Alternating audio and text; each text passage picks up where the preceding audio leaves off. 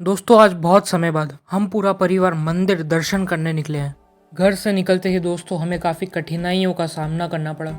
जैसे मेरे बड़े भाई ने मेरे जूते पहनने की इच्छा व्यक्त की तो फिर मैंने भी चुपके से उनके जूते निकाल कर पहन लिए। जलपान करने के बाद मैं निकल गया सीधा अपनी गाड़ी की ओर अपना सफ़र शुरू करने। लेकिन फिर मुझे याद आया कि मैंने जल तो पी लिया लेकिन पान तो खाया ही नहीं। गाड़ी को लगातार अनलॉक करता हुआ मुझे रियलाइज़ हुआ कि मैं किसी और की गाड़ी का लॉक खोल रहा था। हमारी कार तो उसके पीछे खड़ी हुई थी।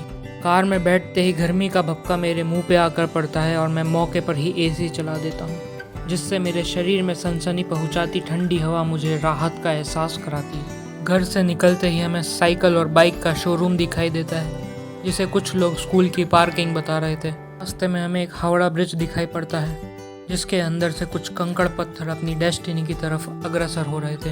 दोस्तों ये मंदिर के पास का तालाब भी पूरी तरीके से सूख चुका था, एकदम मेरी किस्मत की तरह। फिर मेरा इन मुर्गियों से पाला पड़ा जो ये डिस्कस कर रही थी कि क्या लगता है बहन, इस बार इलेक्शन कौन जीतेगा। तभी घर का बड़ा मुर्गा आकर उनको चुप करा देता है और बोलता है कि आएगा तो मोदी ही। पूरा बचपन जिस खिलौनों की दुकान पर अपनी मम्मी से छर्रे वाली बंदूक दिलवाने की जिद करी थी, आज वही घर का बड़ा बेटा अपनी फाइनेंशियल इंडिपेंडेंस का फ्लेक्स कर रहा है। मंदिर के अंदर प्रवेश करने से पहले हमें बाहर जूते चप्पलों की दुकान दिखाई दी, जहां कोई भी अपने जूते चप्पल छोड़कर अपनी मनपसंद की जोड़ी पहनकर जा सकता था।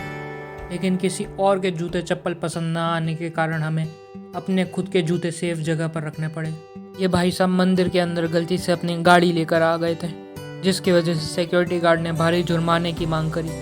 लेकिन पैसे न होने के कारण वो अब अपनी गाड़ी के नीचे पोछा बांधकर अब पूरे मंदिर में पोछा लगाते हैं। मंदिर परिसर में वीडियो और फोटोग्राफी करना मना था, लेकिन फिर भी सारे लोग वहाँ पर वीडियो और फोटो ही खींच रहे थे। भगवान जी के दर्शन करने के बाद मैं चला गया परिक्रमा करने, और वहाँ पेड़ देखकर मुझे याद आया कि जो लोग मांगलिक होते हैं उनकी शादी पेड़ से करवा दी जाती है। और अगर आप में से कोई मांगलिक है तो कमेंट में ज़रूर बताना। वैसे मंदिर में कुछ लोगों की शादी भी हो रही थी, और ये दृश्य देखकर हम पता लगा सकते हैं कि ये मंदिर राजस्थान में है। मंदिर का सुंदर वातावरण हमें एक नई पॉजिटिव एनर्जी के साथ भर देता है। दोस्तों मंदिर के बाहर ही काफ़ी दुकानें भी लगी थी, जिसमें से एक दुकान की तरफ मेरी आत्मा मुझे खींच कर ले जाती है। उस दुकान पर रेबैन का चश्मा और एप्पल की वॉच मौजूद थी, लेकिन मुझे बाद में रियलाइज़ हुआ कि टाइम वेस्ट करने के लिए मेरे पास खुद की घड़ी है, तो फिर मैं वहाँ से निकल जाता हूँ। सुबह से घर से निकलने की वजह से और धूप ज़्यादा होने की वजह से मुझे भूख और प्यास दोनों लग रही थी। मैं अपनी प्यास बुझाने के लिए वहाँ लेमन सोडा की तलाश में था, लेकिन वहाँ सिर्फ लीमन सोडा मिल रहा था। तो फिर मैंने लीमन सोडा पीकर अपनी प्यास बुझाई। पार्किंग की तरफ जाते समय मुझे वहाँ भिन्न भिन्न प्रकार की खाने पीने की चीज़ें दिखाई देती है। मैं अपनी नज़र चारों तरफ घुमा ही रहा था कि मेरी नज़र नागराज भेल पकौड़ी सेंटर पर गई।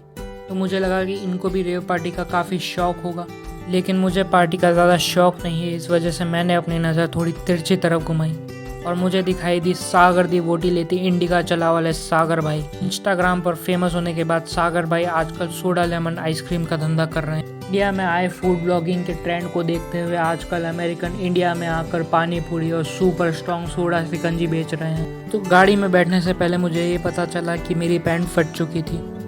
लेकिन जीवन में एक बात ज़रूर याद रखना दोस्तों, कि जिसकी किस्मत फटी होती है वो अपनी पैंट की चिंता नहीं करते। तो इसी बात पे अगर मुझे पहली बार देख रहे हो तो चैनल को सब्सक्राइब कर देना, और इस वीडियो पे भी लाइक शेयर कमेंट कर देना। मैं मिलता हूँ तुमको अगली वीडियो में, तब तक के लिए बाय।